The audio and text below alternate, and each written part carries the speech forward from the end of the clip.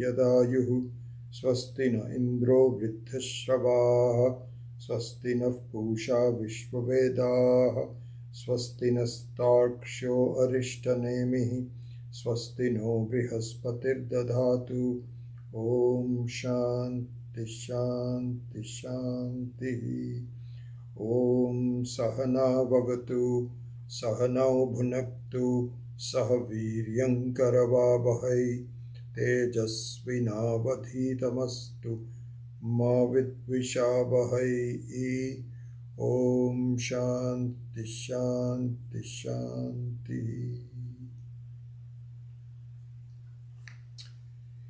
Karika number 5.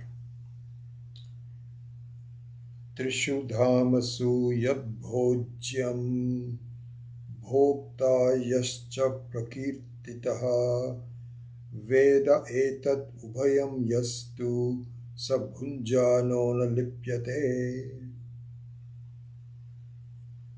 So as the sentence goes, the one who is said to be the experiencer and also said to be the experienced in all the three states, he or she who knows both of them is indeed not affected by while experiencing them.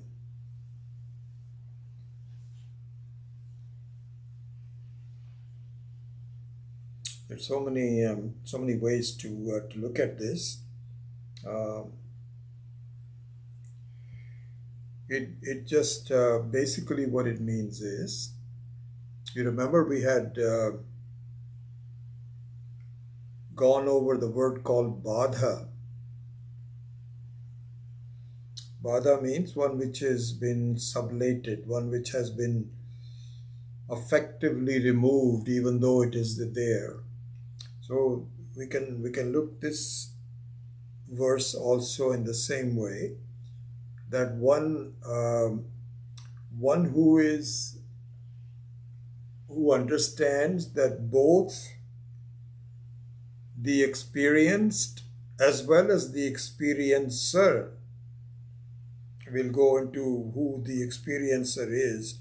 We know pretty much what the experienced is, all the various objects that we see and experience, and the experiencer.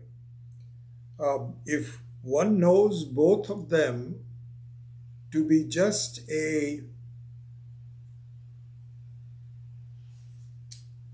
something which is an appearance without any truth, then that person, even while experiencing, is not really fooled by them. By lipyate means one who does not commit a mistake. So here I think the most appropriate example to this is the one that Swami Akhandananda points out, which is that of the blueness of the sky. I think it's a very, very appropriate example. Normally we talk about rope and snake and all that, but I think that the example of the blueness of the sky, or one can see the rising of the sun on the horizon. That's a very traditional example, famous, very favorite of Swami Dayanandji. Either one of them. But I like the one about the blueness of the sky. So here, in the blueness of the sky, it means that if you know that the blueness is an appearance, not a reality, you cannot touch it. You cannot import that color. You know, it's like it's like a rainbow. They say the rainbow is an appearance. You cannot touch it. You cannot. Maybe the only thing you can do is to take a picture of it and look at it. That you can do. And that's exactly what happens in the memory of our life, that we keep memorizing things from the previous day, from the, we if somebody, if we didn't like someone insulting us, putting us down, then we don't forget it. It's interesting. Sometimes all the good things that people say about us, we have forgotten, but something sticks out in our memory. And I think our acharyas have pointed out, it's very interesting.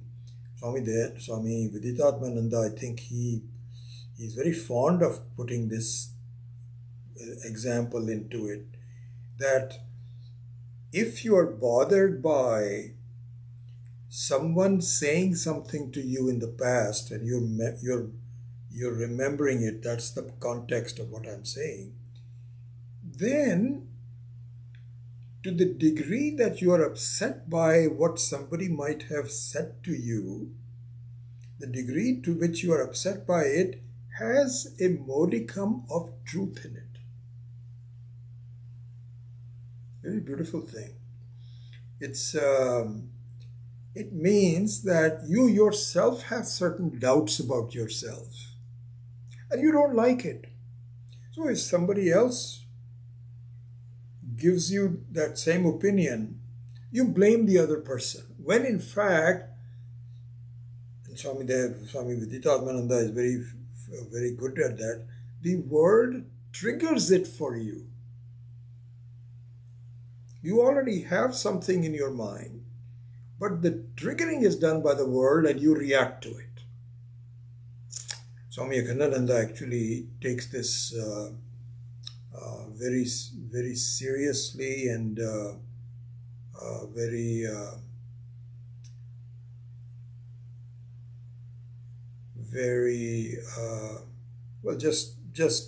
he makes a big deal out of it. The reason I was pausing is that one of the questions that was asked at Sailorsburg by one person who was actually not in the class, she was just passing by and she asked this question to me, that, I am very bothered by certain things in the past and I can't seem to forgive that person. And it just bothers me that I cannot forgive that person. Can you give certain help to me to resolve it? That was the satsang question. For those of you that were at the retreat will probably remember it. So in the answer to her question, I recalled in my mind some of the lessons from Swami Akhandananda, which were very, very useful to me from that perspective. What Swamiji had said was, and this goes to not only this not being able to forget or forgive something in the past, it also goes into any kind of an emotional response which is not good, anger, jealousy, all those kinds of things. So what Swami Akhandananda said was, consider this. Somehow, when you are angry or you are jealous, you simply think about harming somebody else for whatever reason. That's up to each individual, why you want to harm somebody. Because you didn't like that person or they said something to you, whatever it is. But the point is that you only think about harming the other person. This is what really, I think, I really grasp this. He says, consider this. Yes, you do harm the other person by words or by action, no doubt. But consider this. Before you hurt the other person, you hurt yourself. He says, just think about that. Because, and it's very interesting, it is very pertinent to I wasn't planning to talk about this, it just happens about memory and so on. But this is really a very a very pertinent thing that will come to the crux of this verse that we are going to be doing. And I'll come to that a little bit later on. I'll remind you at that time about the relevance of this particular example. What he said was, please remember that before you hurt somebody else, you first have to hurt yourself. How do you hurt yourself? Because you were calm and collected and just fine, and something happened where you took it to heart and you spoiled your mood, you became unhappy, and you upset yourself even before you express it. So the seed of the expression was already there in your mind. And so I had replied to this woman at Sailorsburg by saying, please remember this. If you harbor a non-forgiveness towards somebody, who are you harming? You're harming yourself. Why do you want to do that? You don't forgive anybody else, you forgive yourself. Let go by it. Let go of it. This is the idea which one has to pursue in order to solve that particular problem. That the seed of the hatred, the seed of being upset, the seed of the memory of something like this has to develop in your mind, and then it has to fructify in the form of a plant. Just like a plant also fructifies from a seed. Exactly the same thing happens. Anyway, where were we? So I think one of the important things in our study of this, there's some, as I was saying in my last class, that the teaching means that the connection between what is pointed out and what you are has to be made. That connection has to be made. Remember the example I gave is that if you see a vastu, I forget which vastu I'd use. So let's say, laptop. I'd given the example of a laptop where a person was visiting their grandparents in a small town in India where laptops were not really familiar to people. So your grandfather and grandmother saw there was a laptop. They could see there was something. And then they're also hearing the words that you're talking to each other. On my laptop, your laptop, it's not charged, laptop. But that connection between the abhidheya and abhidhana, which is the word, has not been made yet. So if you were to ask your grandfather, can you please bring the laptop? It's in the other room. Can you please bring the laptop? Or it's on the sofa. The grandfather will say, what is a laptop? I say, well, we've been using it. He says, I didn't know that was a laptop. This is an important thing, really, because in the teaching of Vedanta, so this is what is called pada and padartha, some words or concepts, and then how the concepts get translated into something tangible. That teaching has to be done. So somebody has to point out, oh, this is a laptop. This is called a laptop. And then instantly the connection is made. Similarly here also, we say, Trishu dhamasu yad bhojyam bhokta yaschakya kirtitaha.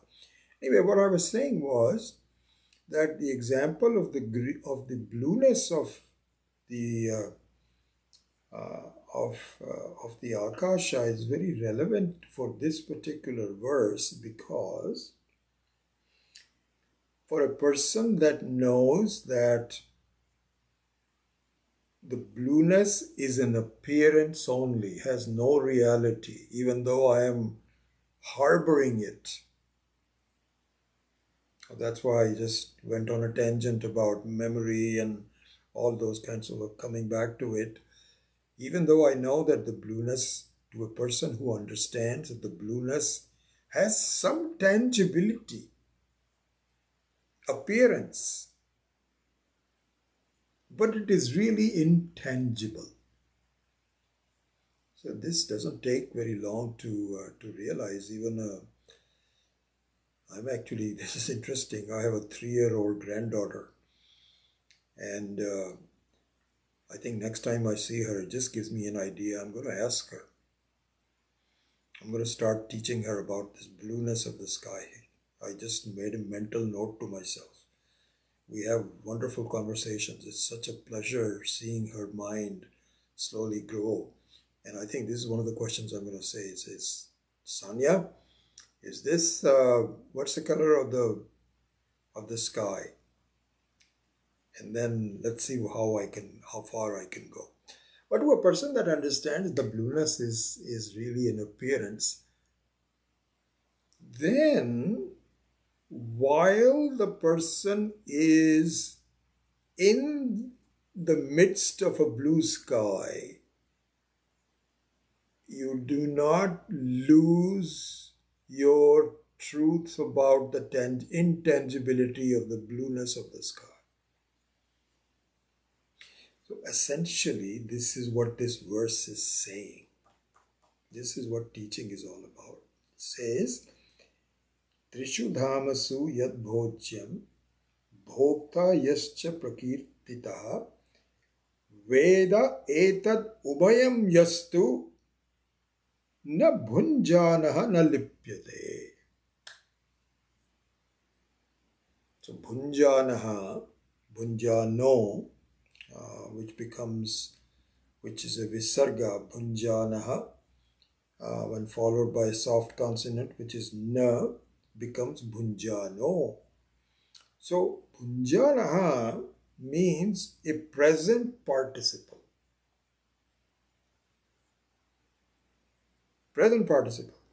Bhunjanaha means while experiencing, not later on.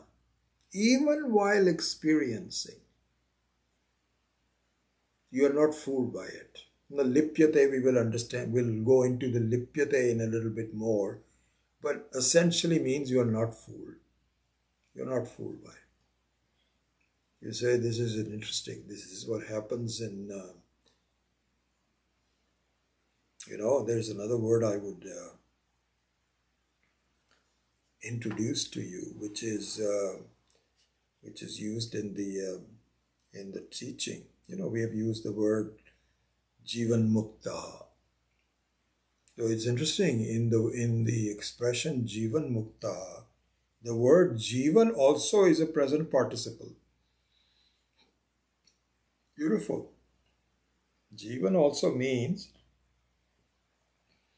while you are living, you are free. Exactly the same idea. Bhunjanam na lipyate.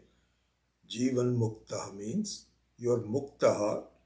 Muktascha mukti. You are already muktaha. You were never non-muktaha. But while you are living, you understand, oh my gosh, I'm already free and this does not really bind me. This is called a Jivan mukta. But there's another word that I'd like to introduce to you,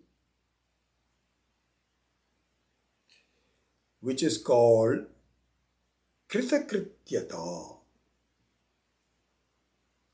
Kritakrityata. Kritakrityata means, Kritya means what needs to be done. It's called Kritya. It's all from the dhatu kra, And when you then you use different suffixes, just like that happens in most of the Sanskrit words, the dhatu remains the same, but the sense according to the dhatu changes. So kritya means what needs to be done. What is to be done is called kritya. Krita means done. So kritakrityata means a feeling that what needs to be done is done.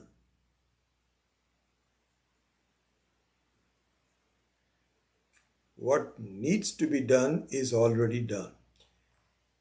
So the kritakrityata is a state of mind, perhaps a little bit prior to Jivan Mukti.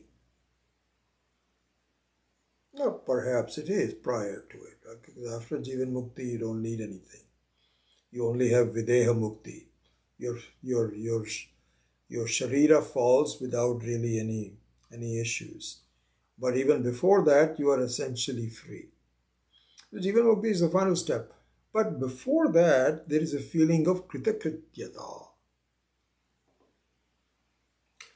The reason I'm saying that is because as you begin to study and to reflect and to meditate and to behave, you look at the world around you. The Jivan Mukti may not have arrived, but you begin to experience Kritakrityata. And I can tell you, I can see that seeping into my life. Really, honestly. Kritakrityata means, because we all have a lot of unfulfilled plans, desires. I should do this. And to a large extent in the grihastha avastha, from up to 50 years, 55, something like that. Now everybody is living longer, so you can even extend it to 55, 60. So whenever your children are still there, you have a household to run, mortgages have to be paid, all those kinds of things. Kritakrityata is not possible, and neither required nor feasible. But then when you enter the next phase, where mortgages have been paid, where children have already left, and you're perhaps retired from your active job, or not retired, doesn't matter. There is a feel, and there, without study, kritakrityata does not come. Does not come. Why not? Because you still have an unfulfilled nature of yourself, which simply changes its colors, that's all. And in the beginning, you wanted to get your children educated, your house paid off, your job, you want to work as much as possible, earn money, all those kinds of things. After those things are done, your desires are still there because you still remain unfulfilled, relatively unfulfilled. Maybe a little bit more fulfilled than before, but relatively still. And then what happens? All that happens is that your desires morph into different areas. I see people taking up new hobbies. Yeah, that happened to me actually. It's very interesting. When I retired about 24 years ago, I've been retired. I'm very lucky that my wife started working and making good money.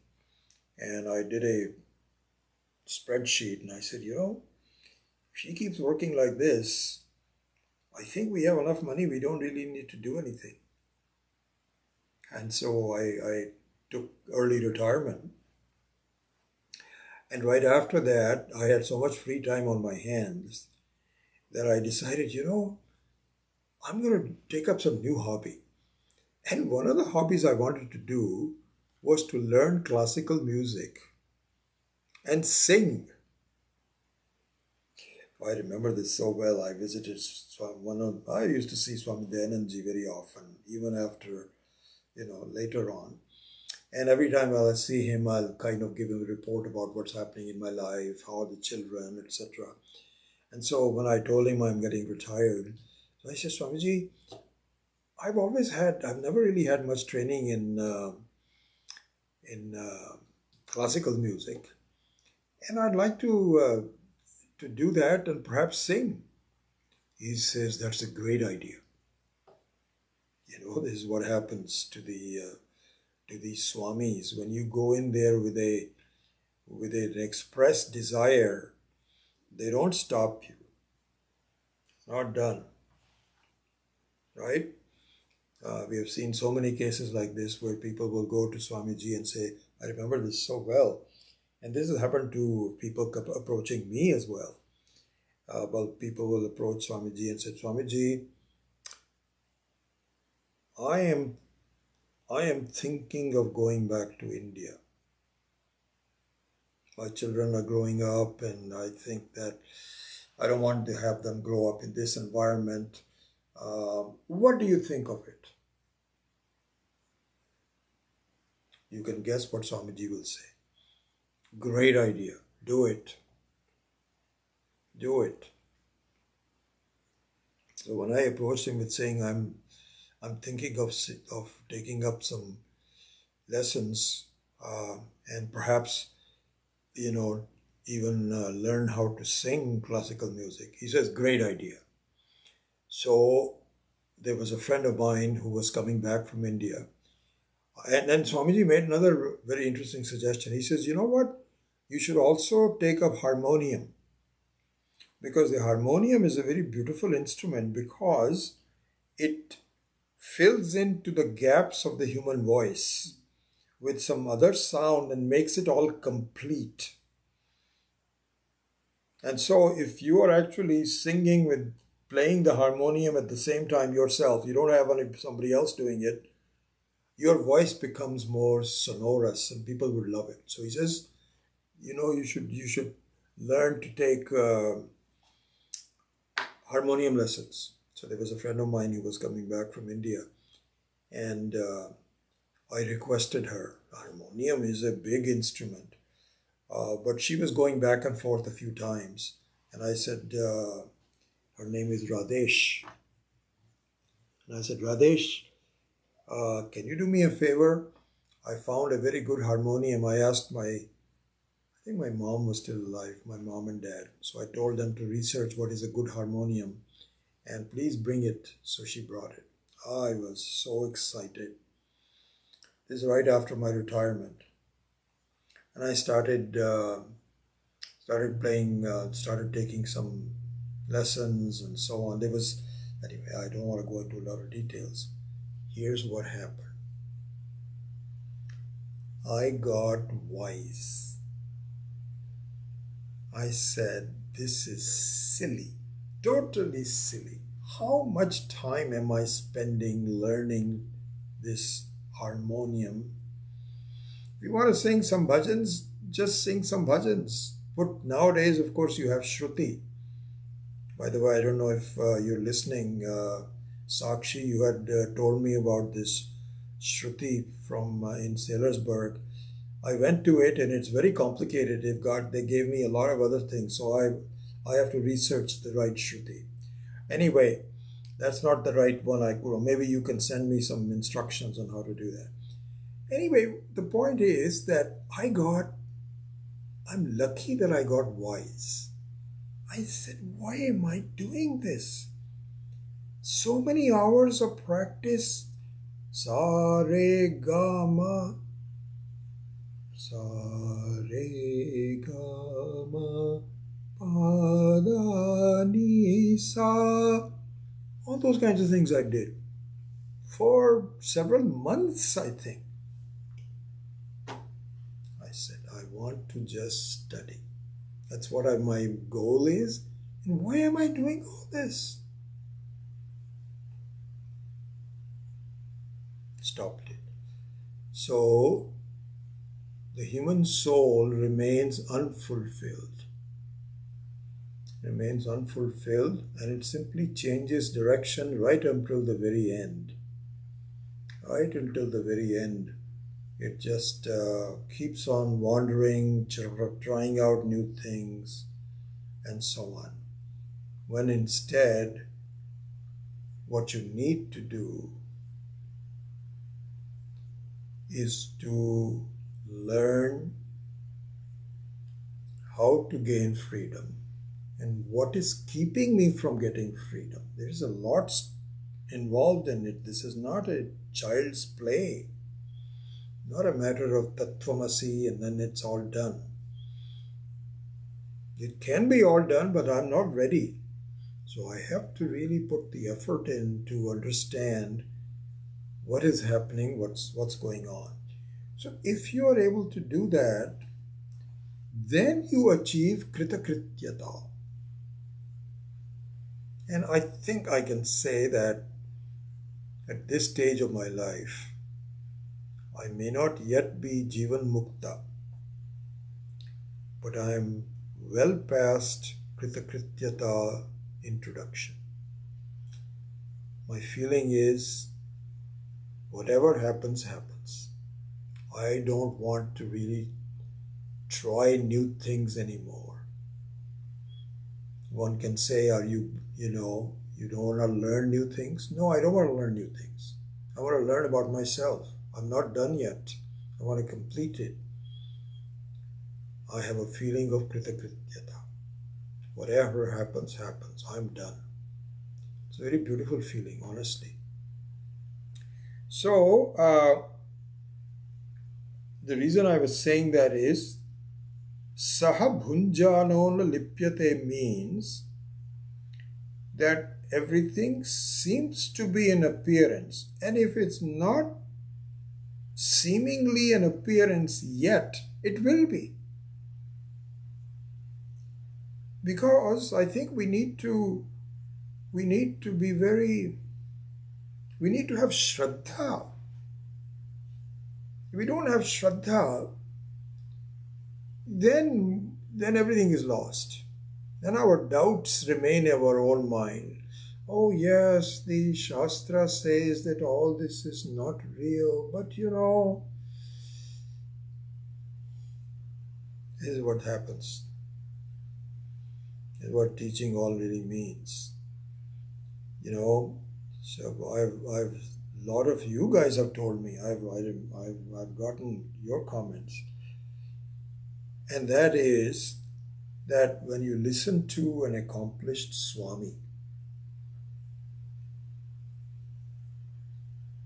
accomplished Swami means one who is very well respected and so on and so forth.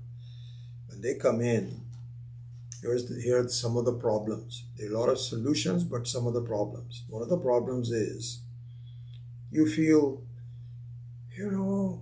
that person is a Swami or a Swamini, and they might have accomplished it, but I am different. I've got problems.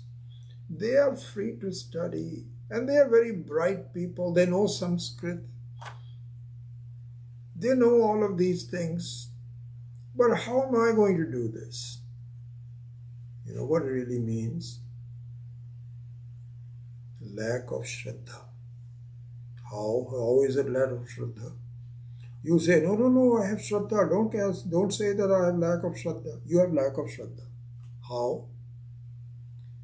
Because the teachers are saying that this is all an appearance, has no reality. But you say, well, that's because you are a Swami. But for us, simple householders, this is not an appearance. This is for real. Swami Akhandananda used to say that. He says, it's very interesting. There are lots of his own, his teachings are so full of actual life's experiences and discussing it with people and so on. And he says an example of this kind of a problem that I'm discussing is where he would say, I have people who say, oh my gosh, I believe in Ishvara. Ishvara knows exactly what is going on. Karma phala, karma and phala. Totally agree. Absolutely. Just okay, so what's the problem? Then in your daily life, you do some adharma. You cut corners. You may lie. You may cheat. You may resort to corruption. And Swamiji says, I look at these people who cannot reconcile these conflicting ideas about Ishvara. One side they say Ishvara is Sarvashaktiman, Sarvabhu, Sarvavyapi, everywhere, and his laws are infallible, karma and karma phala and all that. But you know how life is. I have to cut corners, otherwise I won't be able to do anything. I have to cheat. I have to do corruption. I have to give people's money to give me something. All this had to be done. Where is Ishvara at that time? You think that you and the world in cutting corners is outside the realm of Ishvara? Well, where else do you think Ishvara is? It just means that you're just fooling yourself, that's all. Because I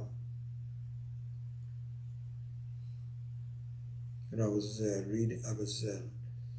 Swami Akhandananda's books on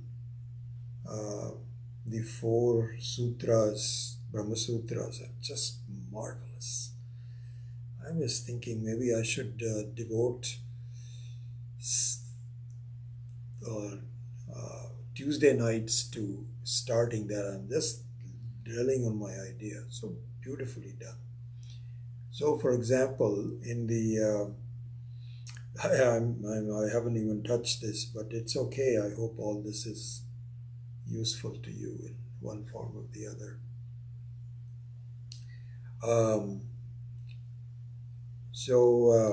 In the introduction to Brahma Sutra, as you know, the very first sutra, many of you have already listened to me or you may have studied it on your own, even if you haven't listened to me. So the very first one is Athato Brahma Jigyasa. First sutra. And it is very significant sutra. The way Swami Akhandananda has unfolded it. Again, just like I'm doing it for the Mandukya Karika, I'm not taking it as a text. Each one, you just do this. Okay, this sentence is done. Okay, let's go to the next sentence. That is done. Let's go to the next.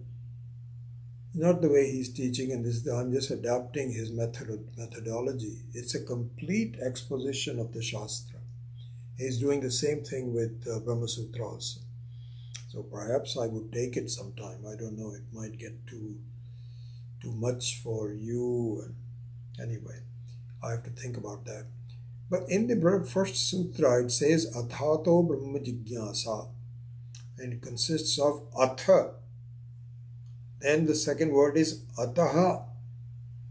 Then the third word is Brahma. And the fourth word is Jigyasa. So that 4 different segments constitutes Athato Brahma Jigyasa.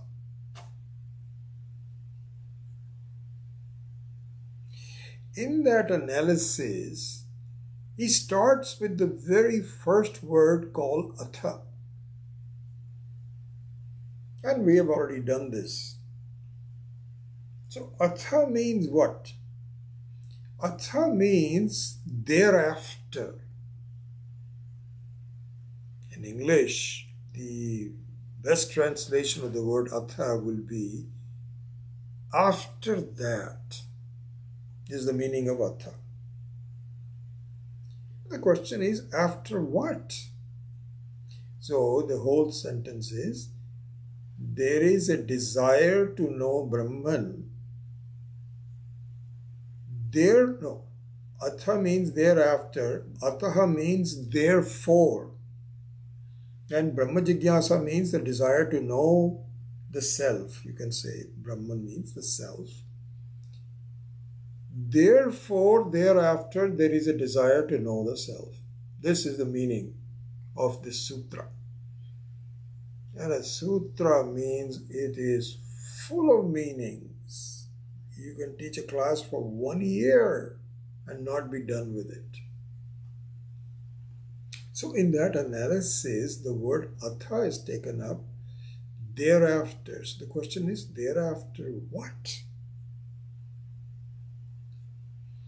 So here Swami Akhandananda spends so much time explaining this in relevance to our life. And there he points out that the word Shastra, I think he has pointed this out elsewhere, but I'll connect it, has two meanings. One is called Shasana Karta and the other one is Shamsana Karta. Shasana Karta and Shamsana Karta.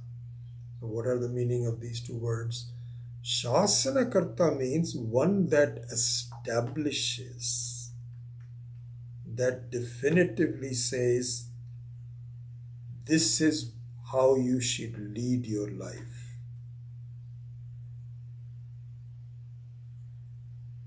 You know, it's just like Swami Akhandananda was summarizing this. He says, you know, if you look at our lives,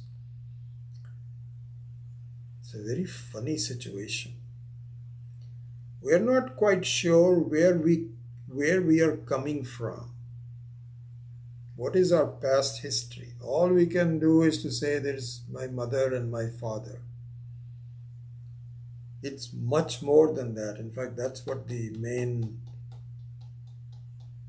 meaning of this teaching is, and I hope we'll have enough time to do that. So we don't know where we're coming from, what our past is. Much less do we know where we are going.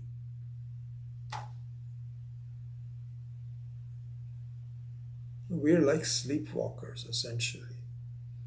Just going through the life, stumbling at times, feeling happy at other times that I think I've got some direction. Then there's something happens where I've lost the direction. Things change. What I thought was stable is no longer stable. All those kinds of things happen. This is called wandering in life. Just wandering around. We think we have got some direction. Yeah, I think I'm doing right. Then I'll retire. Then this is what I see people doing now. Oh, it's interesting. They were all saying, we're going to retire to India because labor is so much cheaper than people can take care of it. Now things are getting very warm there. Temperatures are rising and pollution is rising. So people say, no, I cannot do that. I have to find some other place. Anyway, we are planning. But plans don't really fructify. Anyway, what it means is, Shasana Karta means, the Shastra says, here is what I would like you to do. If you want some real progress, here is what you should be doing. So this is where dharma becomes very important.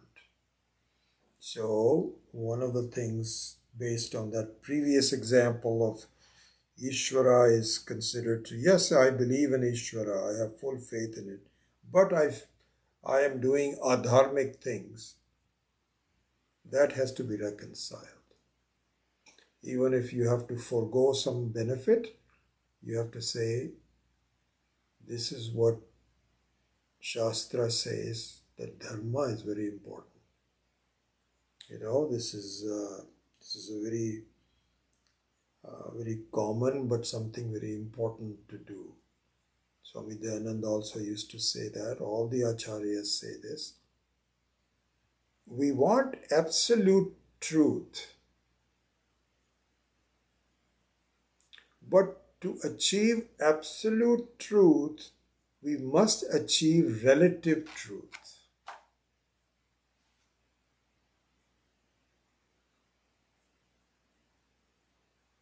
This is totally incongruous.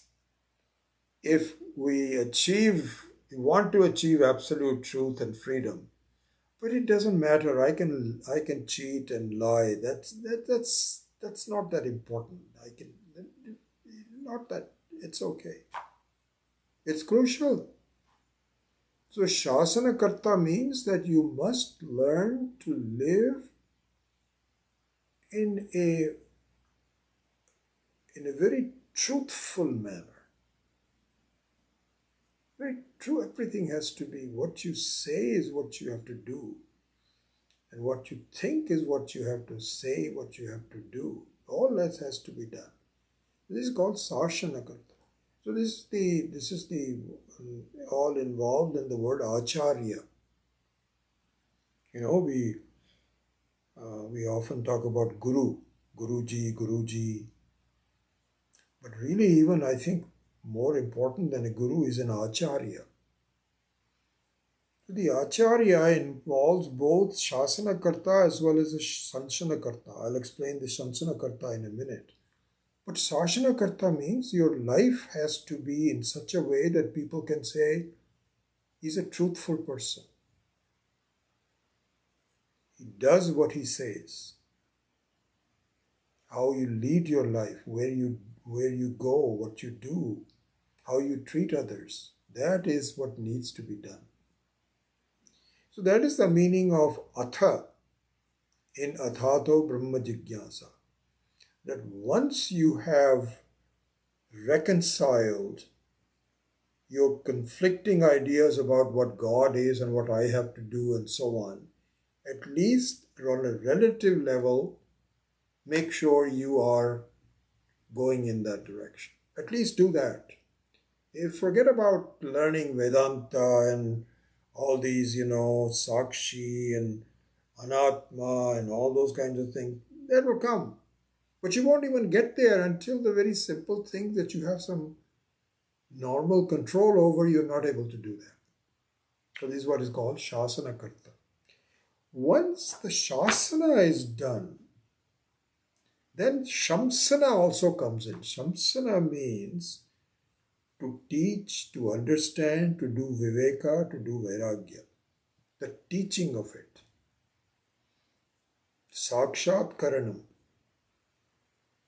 As we say, that to teach that this is in fact the laptop, so please bring it. That is a teaching of it. Connection between Abhidheya and Abhidhana. This is called Shamsana. So the teaching cannot be effective unless when is basically a truthful life. There's a Western saying.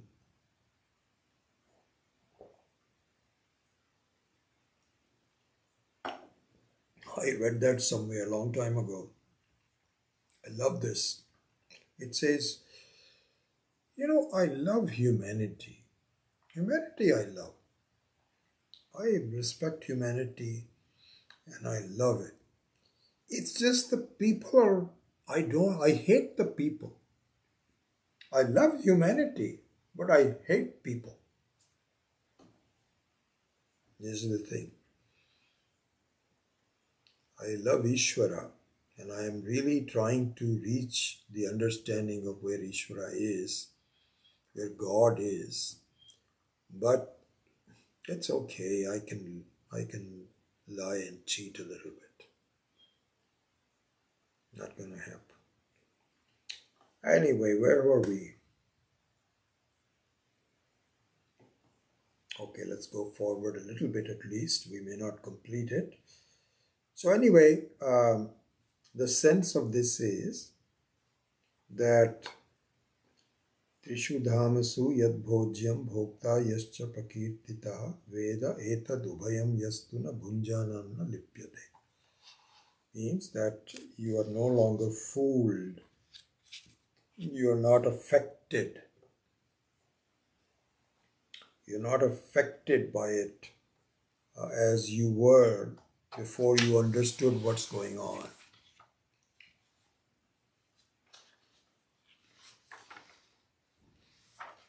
So here,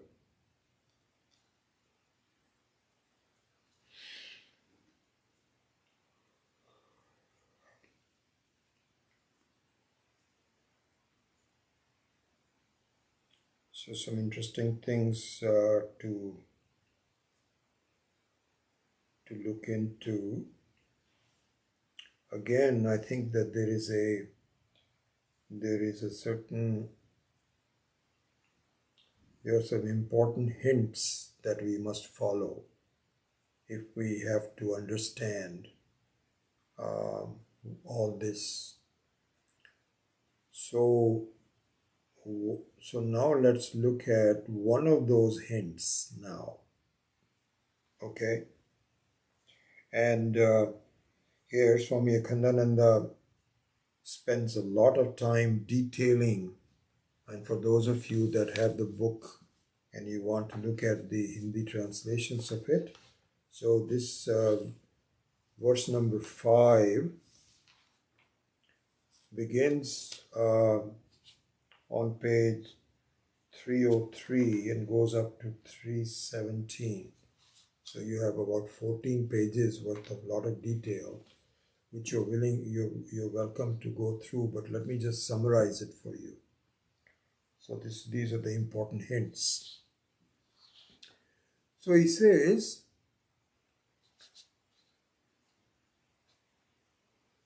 take bhojyam. Bhojyam means one which is experienced or experienceable. Bhojya means what is to be experienced and therefore subject to being experienced. All the things, forms, taste, sour taste, sweet taste, soft, hard, good, bad, all those kinds of things. Hot, cold, everything.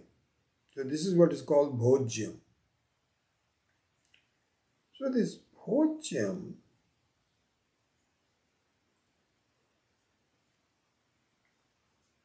let's analyze. The nature of this means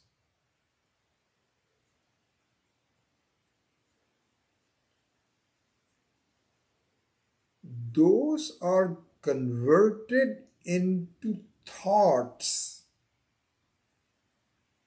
and those thoughts are what you are experiencing through your mind.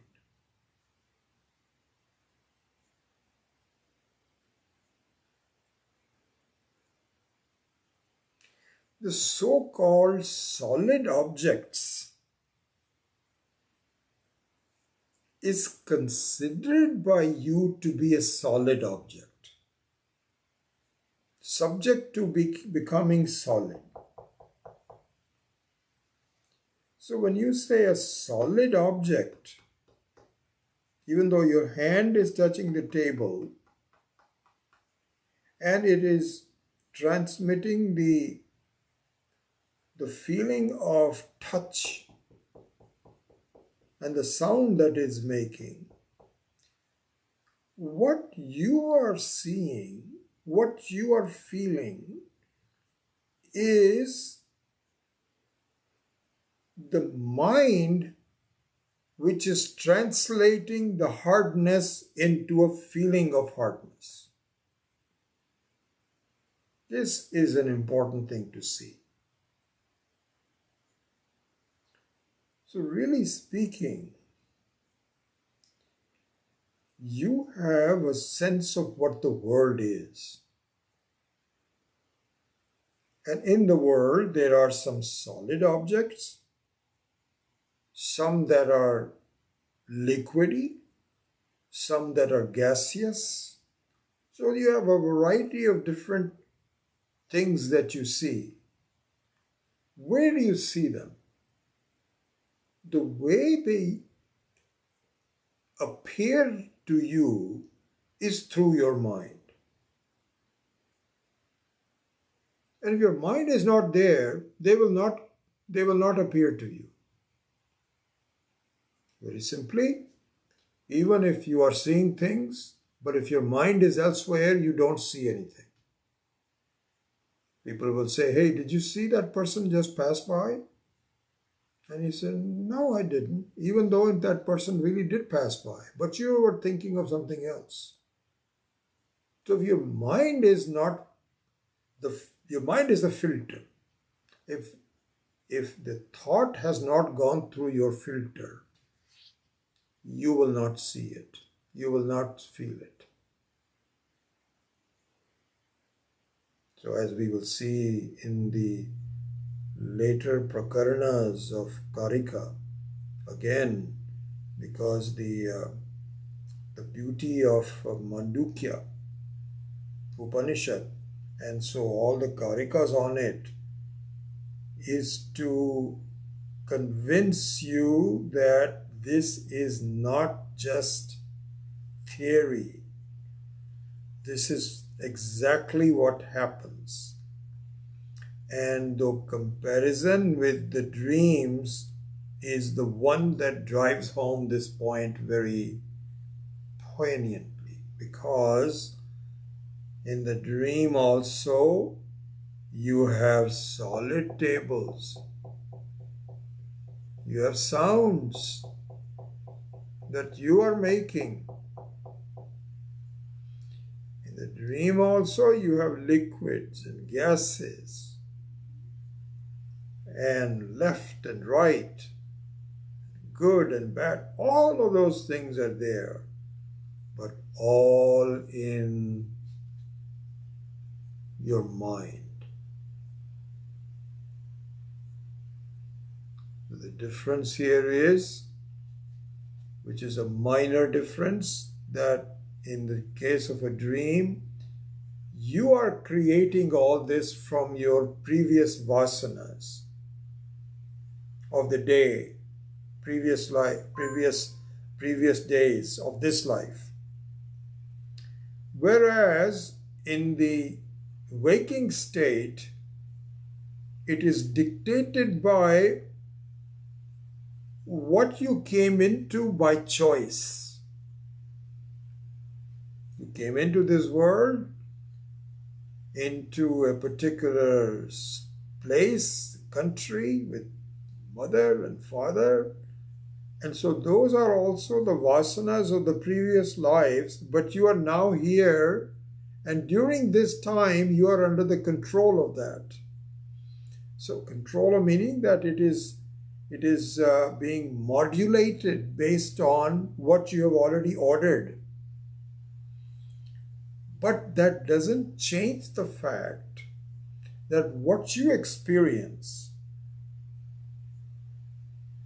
so this is what is called bhokta. So now we can very quickly see this fact. What you experience, the objects that you experience, as well as the state of the mind of experiencing those objects, making a conclusion, is it good or bad, is it agreeable or disagreeable, all those kinds of things, is what is called bhokta, bhoktritva. Bhoktritva means enjoyership. So there, the feeling of doing things with your karmendriyas, hands, feet, etc., knowing things, jnata, and bhokta, which is a state of your mind based on your previous kartritvam, your previous doership, and whether or not you were expecting this result or not, is it positive or not, is it negative or not, all those kinds of things. This whole shebang, whole mixture of kartritvam and bhoktritvam, this whole set of experiences, this whole play is an appearance in your mind. Exactly like happens in dream. This whole thing is just a manifestation.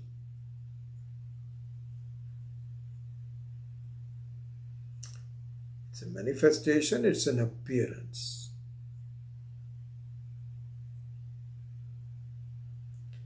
And it is an appearance to you. It's an appearance to you. It's an appearance different from you initially. Then we will fold it back in again later on. But at this point in time, what you see is not possible unless you are separate from it. So there is an appearance before you, through your mind, and that is possible in one of two ways.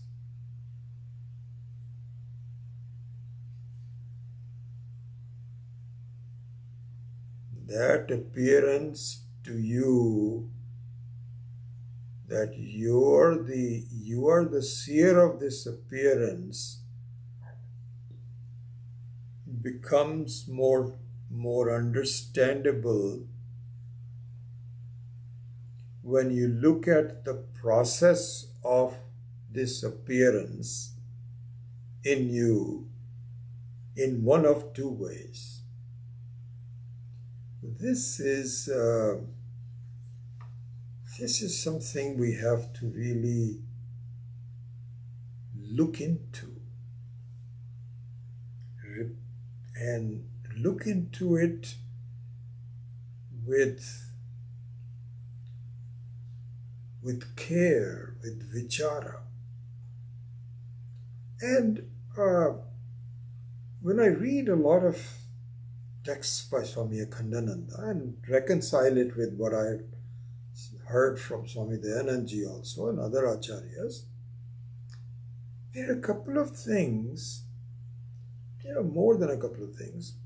One of them, for example, which is a very important thing, I've already pointed out, apart from these couple of things which I'm going to now briefly mention, and then I will develop it in the later classes. One of the things is that what you see are your thoughts. There is no reality in the world other than what you see in your thoughts. And even that is not real. But at least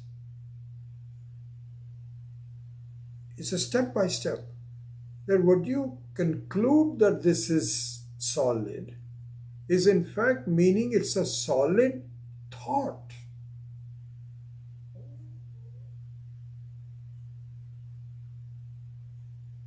Well, and in some ways you can say this, that if you look at a movie,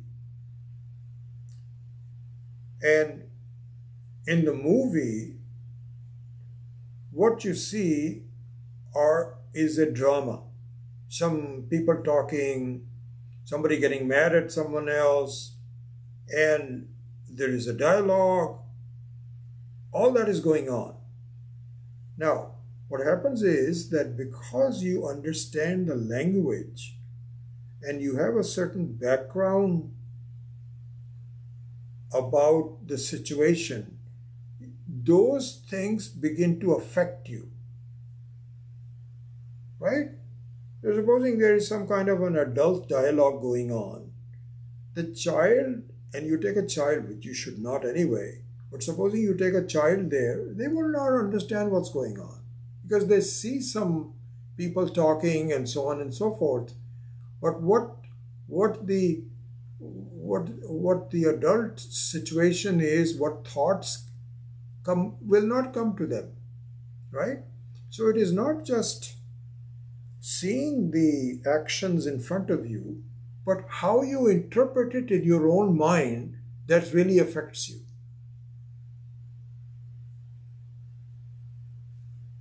So this is exactly the same thing is.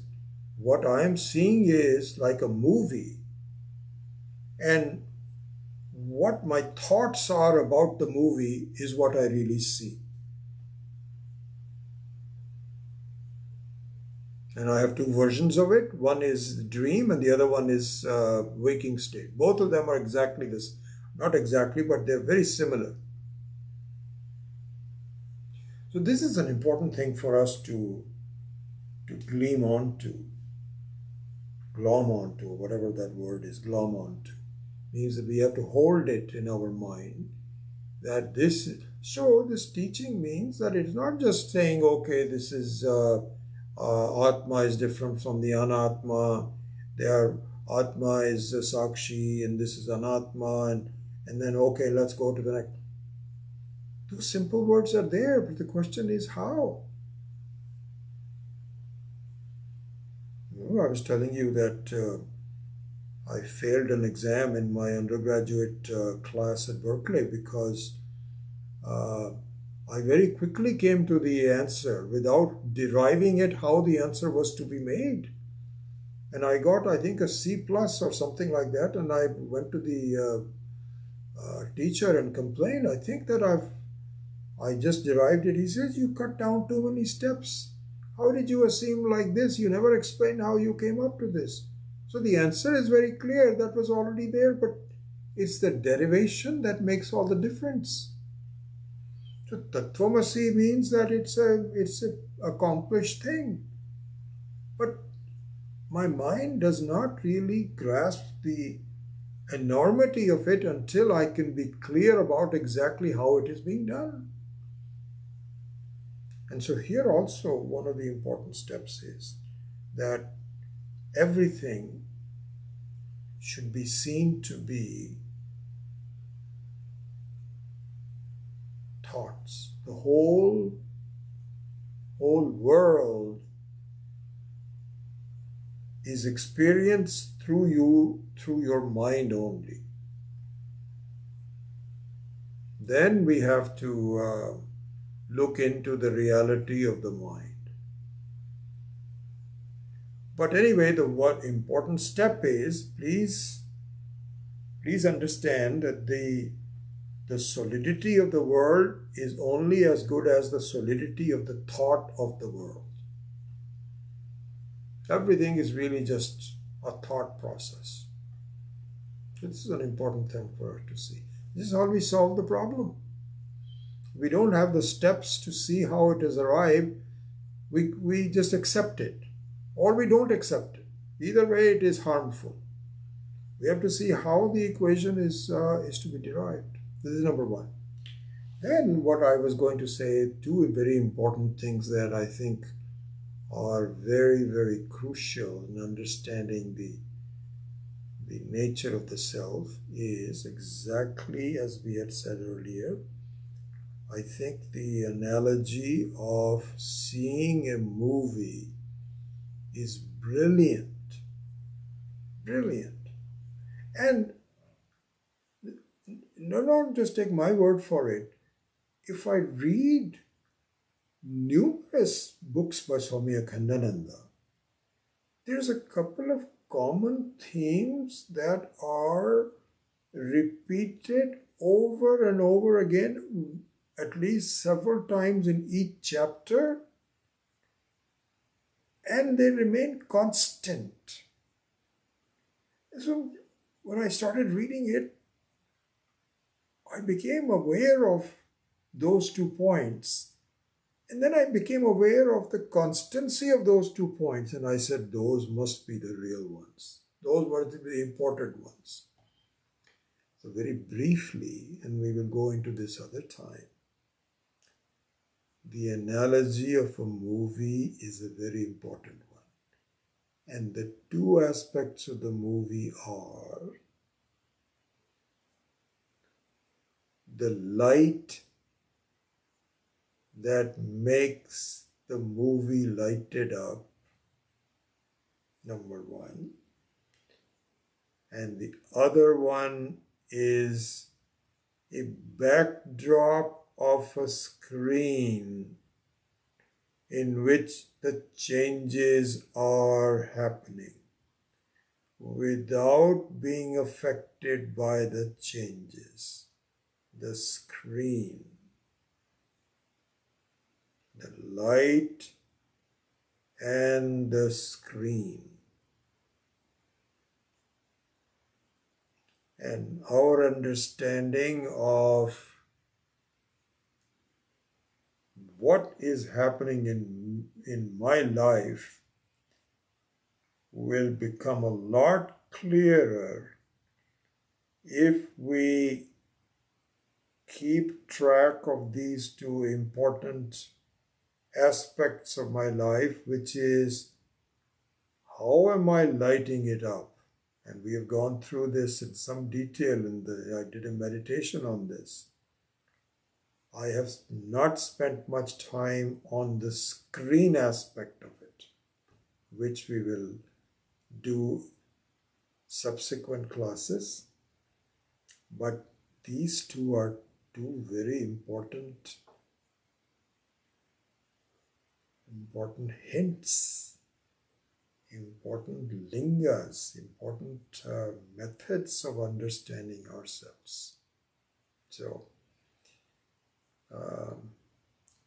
I will leave this class at that point, and there is more to be done on this particular verse, this particular shloka, number 5. So we will continue this analysis as we go into the next class.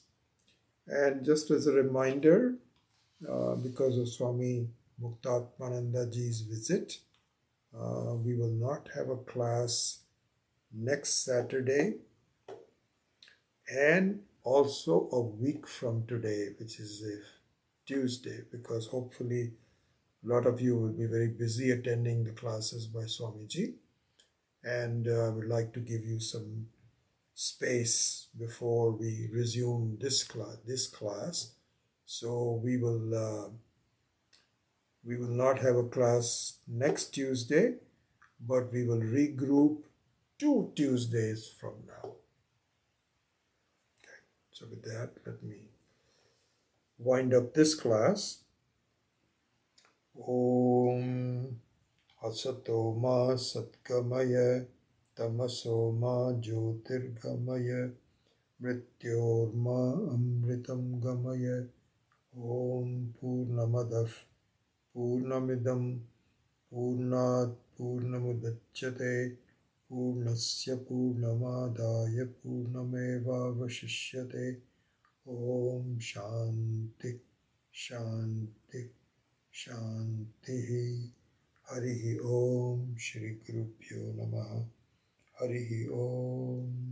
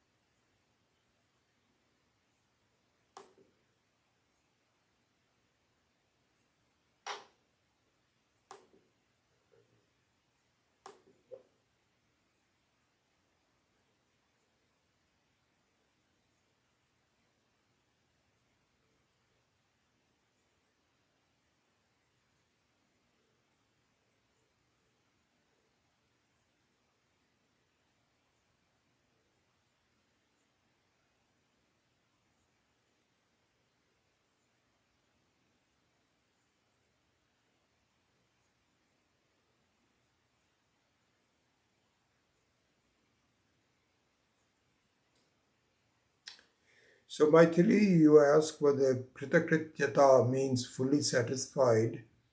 So kind of, but the only comment I would make is that fully satisfied refers to a short time, you know, like when you buy something, or this is what happens in all these surveys. This is so annoying, really. After each time you buy something from Amazon, they'll ask you, what did you think of it? Are you satisfied? So it's all related to a particular event. So that's the meaning of fully satisfied. Kritakrityata is larger than that, which means you are almost never unsatisfied. You're continuously have a feeling whatever needs to be done is done. So there is a certain subtlety in that satisfaction. It is not it is it is not just like eating something when you're satisfied.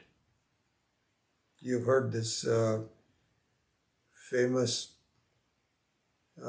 example given by Swami Dayanandji just on this point of being really satisfied. This is what he calls Saptabada Nyaya. So all these are aphorisms, nyayas in Vedanta. One of them is called Saptabada Nyaya.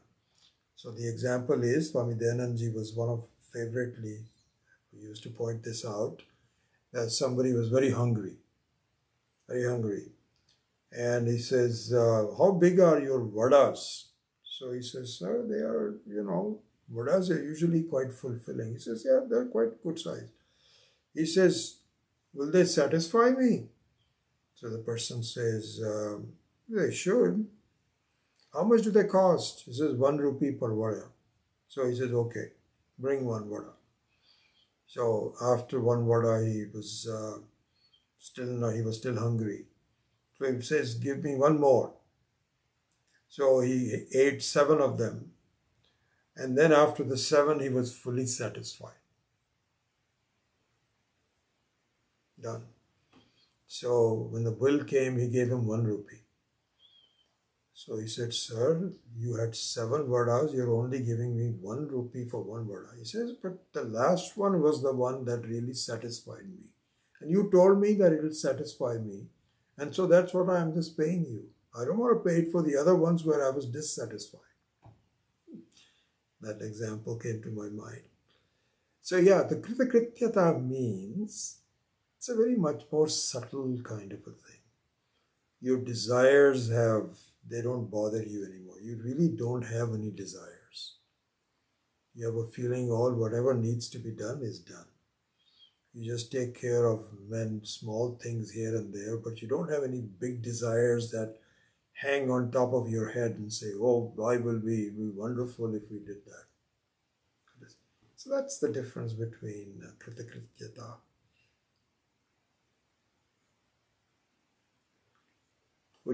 Jaya says, would you say a feeling of abundance? Again, quite not that. There's a sort of a mental state which says that my life is now, I'm done. I'm fine, I'm okay the way I am. That kind of a feeling. So it's not whether you have enough or not enough, whether you're happy or not happy. You just feel, you know what, there's a certain rhythm to the life which has, you have some desires, you fulfill it, you have more desires, more fulfillment, more desires. That just goes into the background. Whatever happens is fine, I'm okay, I'm done. That kind of a feeling that happens.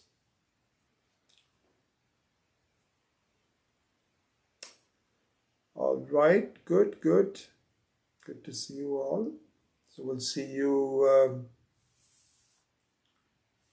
I guess, some Saturday, not this coming Saturday, but the one after that. and then 2 weeks from today. Okay, Hari Om.